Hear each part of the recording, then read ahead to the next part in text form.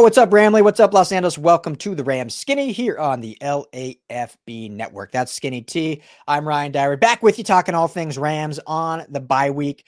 We just wrapped up talking trade targets, who the Rams can go after before this trade deadline to better their team. But let's flip the script, Skinny. Who are some potential Rams that maybe other teams would target, and should the Rams even take those phone calls? Now, they're a 5-2 football team. They're a contender. It's risky to shuffle things around and ruin any chemistry. But if there's a way you can either make your team better by a player swap or with adding draft picks for the future, you might pick up the phone call, or you might answer the phone, I should say. So I'll toss it to you first. Who, if anyone, I mean, maybe this is going to be a 30-second episode, but who, if anyone, should the Rams maybe be taking calls on? You know, what inspired this episode is there's always these lists heading up to the deadline of who they should trade. And these lists are always like really anemic, and they're like Troy Reader. It's like, who's calling about Troy Reader? So I was just thinking, like, who should they just pick up the phone and have this conversation with another team about? Yeah. Now, all of these players everybody that's on the roster currently makes sense.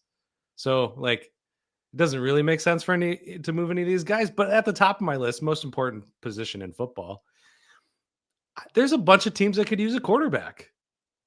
Should they be taking calls on one James Garoppolo? Yeah. Yeah. I mean, yeah, go ahead. No, not to cut you off. I think the answer is yes. Like, why not if they can get good value? Stafford looks to be healthy, obviously, one hit away from not being, but they've shown some trust in Stetson Bennett, whether we agree with that or not. They've shown that they have trust in him. I would be surprised.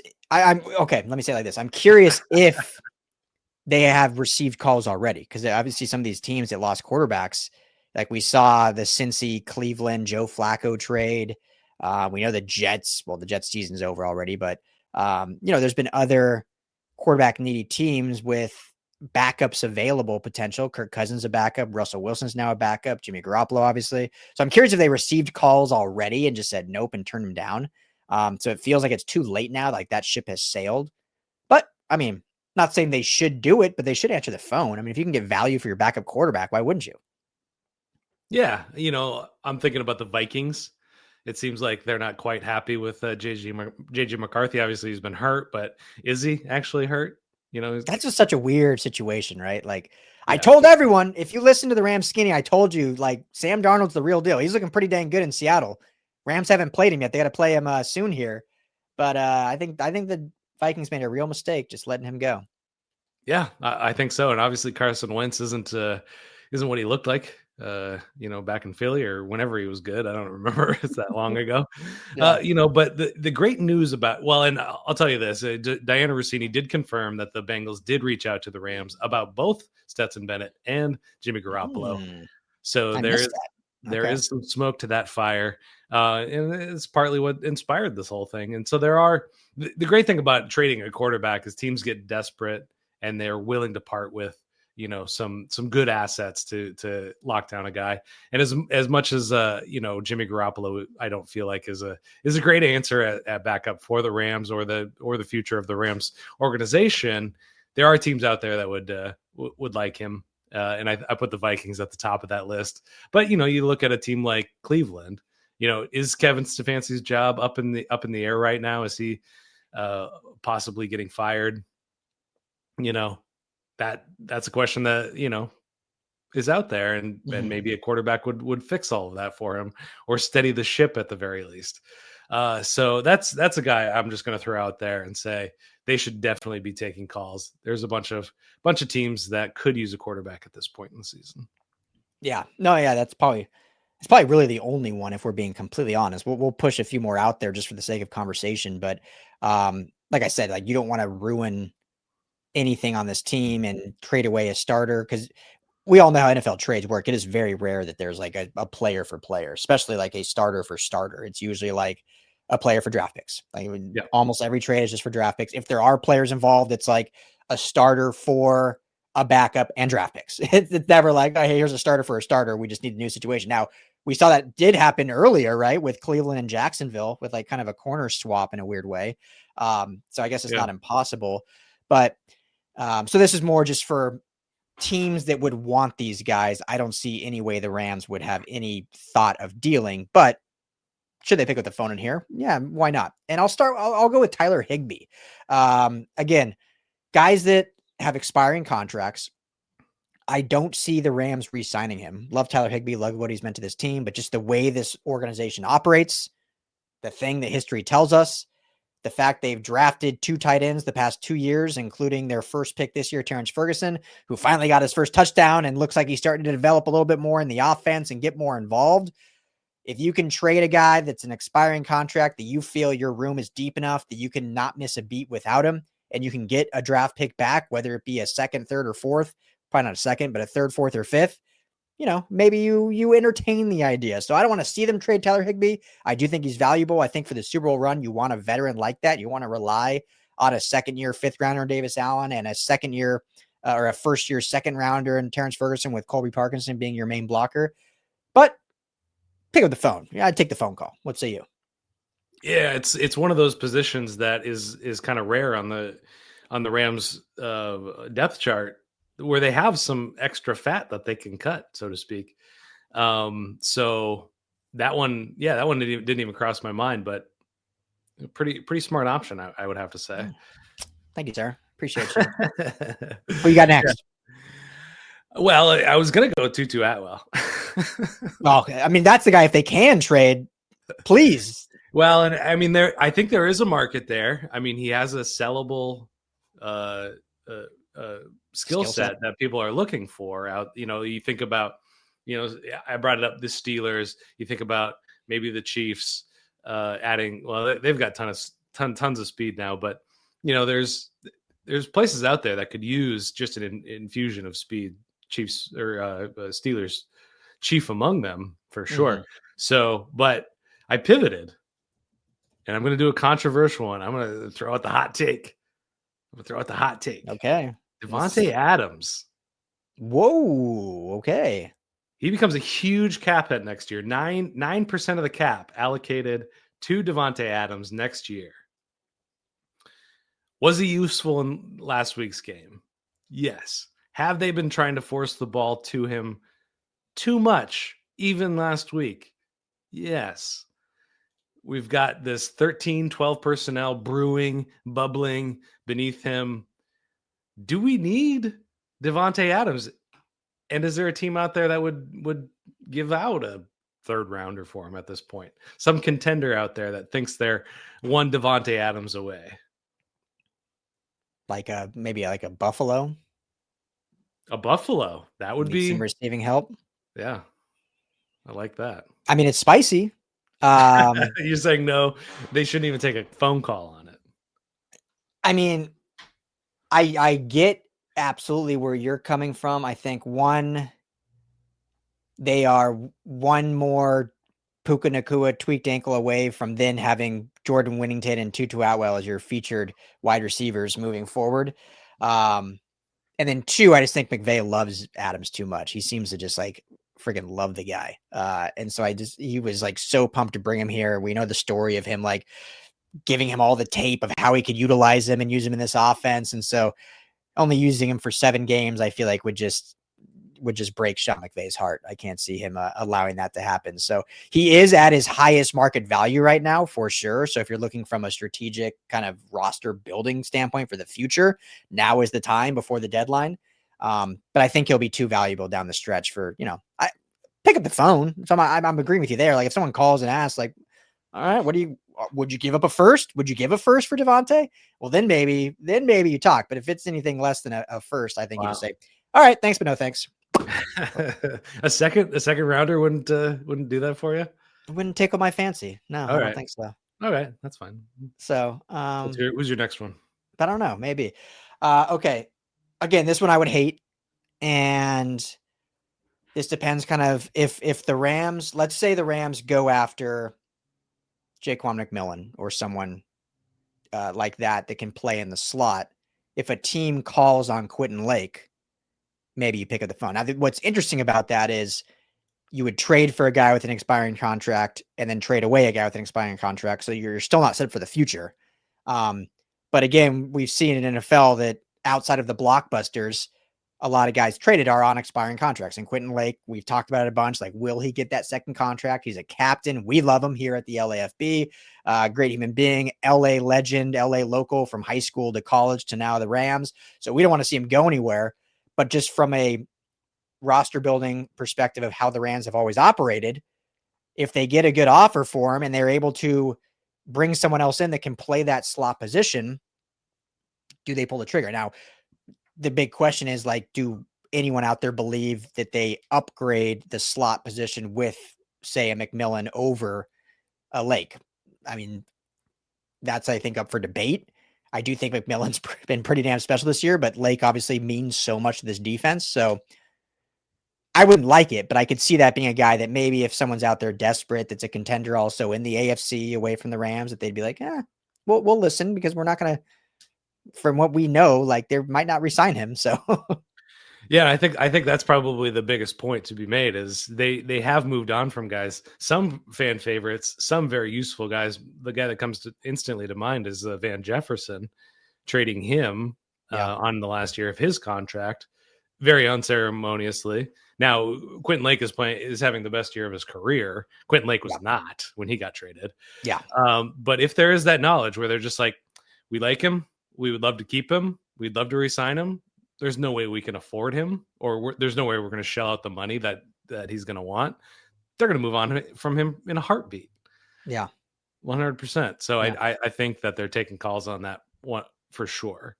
Or if in the other scenario, they would have to replace him though. So, I mean, that's the only caveat that wouldn't work out, is there's nobody on the roster that could just step into his spot. Yeah. Yeah, exactly. And that's the other caveat, like, not that he plays nickel, but if they went all in, push their chips in and got Sauce Gardner, then it would almost like force them to, not force them, but like they if they want something back for Lake, because then they for sure probably would not be re-signing him if they're taking on a contract that's $30 million a year in the secondary. They're not going to add another one that's 13, 14 million a year, which Lake might command. So interesting. You got anyone else? Yeah, I've got two more. I don't know if this will work for you. I'm gonna stick with the spiciest one on my list. Period. Hands down. Nobody's gonna like this off the top. I think it actually makes the most sense based on what they can give back. I might know where you're going, but go for it. Byron Young. I knew you were gonna say that. Not that I don't love him. Not that he's not tied or number 2 for sacks in the league right now. And just so everyone knows, this is all just spicy takes on the bye week. This is not what we think they should do. So yeah, no, okay. So they're stacked on the defensive line. Yep. And they're going to have to pay all of those guys. At least 2 of them are going to get big contracts. Whether that's Kobe Turner, it's going to be, I mean, Jared Verse is going to get a huge contract, obviously. Kobe Turner, I think, should also get a big contract. Braden Fiske. If you're talking about the pecking order, Braden Fiske or Byron Young, one of them probably won't get a big contract. And Byron Young has the highest value right now. Yep. So, obviously they're not going to talk to the 49ers, but the 49ers are decimated on defense. Yep. Like, they're going to part with a first round pick, I bet, in before the trade deadline for a defender. There's every team can use an edge. And there's a bunch of guys licking their chops exactly for a guy like Byron Young. Would the Dallas Cowboys, drop a first for Byron Young? They've been calling the Raiders apparently for Max Crosby after they just traded Micah Parsons. They could save a little money, save a little draft capital, go after Byron Young. I'd take that call. Yeah, I mean, yeah, exactly. I think it's an absolute valid point. It would be, let me say this, if he was this was his final year of his deal, it would actually make a lot of sense, because you got Josiah Stewart, who's already rising up as an edge rusher who they just drafted this year to Michigan. He's already looking like this guy could be a real force. Right now it's great because he's just a depth piece and he can come in and spell and not forced to play that many snaps because he's just in there for a resting Byron Young. So if it was on the last year of his deal, I would totally see it. This does happen more in the NFL than people might think. And because everything you just said, Skin, you can't pay everyone. I mean, look at the Broncos. They traded Baron Browning, who was one of their high draft picks at Ohio State. He was a really decorated pass rusher. And, obviously they have one guy over there who's an elite guy, and then they've had some undrafted guys really step up. And so they traded Baron Browning to the Arizona Cardinals. A lot of people were surprised by that, but it's just like, we're not going to be able to pay him. He was like on the end of his deal.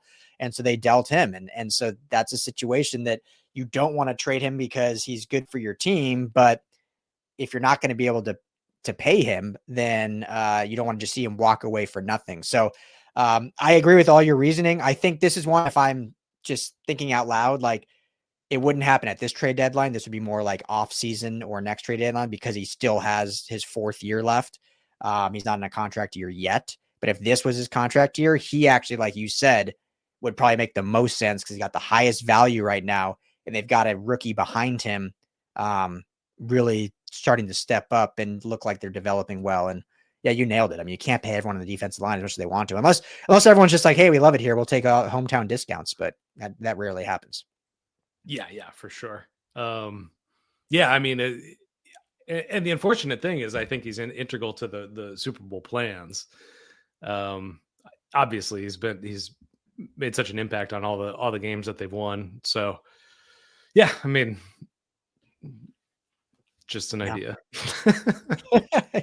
Yeah. We don't want him to do it. Don't everyone hurt us, but just let us know your thoughts. Who's your last one? Blake Corum. And this is, I thought about him. This is sort of in the vein of what you were talking about with Quentin Lake. They go out and get a guy that actually offers a little more explosivity. I suggested Breece Hall last episode about who they could be targeting. Breece Hall has more explosive runs this year than all of the Rams running backs combined throughout their career. Yeah, not surprising. I don't know if that's actually accurate, but it sounds right. Well, but he's got a lot. He's got a lot of 15-yard runs this season. So yeah. and a lot of 10-yard runs this season. So it would just be one of those situations where they go like, you know what? We picked the wrong guy. We should have gone in a different direction. We should have gone for a Braylon Allen. We should have gotten for an Audric Estime. Those were the guys I was kind of talking about before. Which is hilarious because I think Estime is like a free agent right now. I don't even think he's on a roster. No, I think Braylon Allen might be hurt too. So yeah. I don't know if it's the best. Those are the best examples, but I get what you're saying though. Yes. What's this Rams offense missing is that one element. So, I brought up Wyatt Teller as well. That could affect the running game, but I think affecting the running game is kind of the one last thing that would truly just like vault them into an elite offense that has the same. You got that Corum just going at it. It kind of reminds me of what they have in Seattle, but like a level up. Charbonnet and Kenneth Walker, where Kenneth Walker can just break one at any time, but Charbonnet is going to pick up 3-4 yards every time he touches the ball. So, I think it would just be an upgrade if they were able to do that and move on from Blake Corum. And he's showed some stuff. So I think there's, right down the hallway, who needs a running back right now? His old coach, Jim Harbaugh. Yeah, desperately. Yeah. Their top 3 guys are currently not playing. Najee Harris is out. Omarion Hampton is out. Hassan Haskins is out. They've elevated guys from practice squad. They've scraped the bottom of the barrel to bring in other guys. Oh man, yeah. I don't know what's going on at the Bolt with their injuries. Holy cow. Yeah, but another guy that I would hate to see go. But I think an upgrade at that position could really revolutionize the offense. So yeah, for sure. And he's on a rookie deal, so easier to deal out for those that aren't going to take a big contract. So interesting stuff. We'll make sure to comment your guys' thoughts. Obviously, neither of us believe, I think the Rams should really be heavily trying to trade anyone, but if they want to go out and trade, they could, package some guys that help shell off some cap and fill spots for who they would bring back in. So interesting stuff. Trade deadline. What is it? November 3rd is the official day? 4th. November 4th. So coming up right after Halloween. So we'll have plenty more coverage leading up into that. But hope everyone is enjoying a stress-free bye week. We'll be back with plenty more Rams conversation, but make sure to hit that like and subscribe button here at the Rams LAFB YouTube channel. Certainly helps us out. And make sure to check out all of our Rams coverage at LAFBnetwork.com. For Skinny T, I'm Ryan Dyrud. Everyone have a great rest of your day. Talk to you all. Thank you so much for hanging out with us and watching the Rams LAFB show. Quickly before you go, got to tell you about our friends over at Sleeper. It's the #1 sports app right now, and you've got to download it because it's got so many great features that I want to tell you about. Aside from season-long fantasy, which is the best in the business, they've also got live score trackers, in-game updates, plus the live chat where you can actually communicate with other users right on the app. But perhaps the best feature, at least that I like, is the daily fantasy feature or the live pick'em. Just pick 2 to 8 players across any sport, baseball, basketball, hockey, obviously football and our Rams. You're going to choose a player, just choose more or less. Matthew Stafford, more or less passing yards. Kyren Williams, more or less rushing yards, more or less touchdowns. 2 to 8, you can win real money. So when you go to make your first deposit, make sure you use our promo code RAMSLAFB, and Sleeper's going to give you a match bonus up to $100. So you deposit $100, they're going to give you $100 free. You're now sitting at $200. You put in $10, they're going to match you $10. You're now sitting at $20. But on top of that, right now, Sleeper is offering all new user signups a $20 free entry, no deposit required. Go sign up. You're automatically invested $20 straight from Sleeper. But you can stack that offer with that match bonus offer to add more money. Just make sure to use that promo code RAMSLAFB. Go check out Sleeper. Download it today. Tell them the guys at the Rams LAFB sent you. And as always, Ramley, thank you so much for making us a part of your day.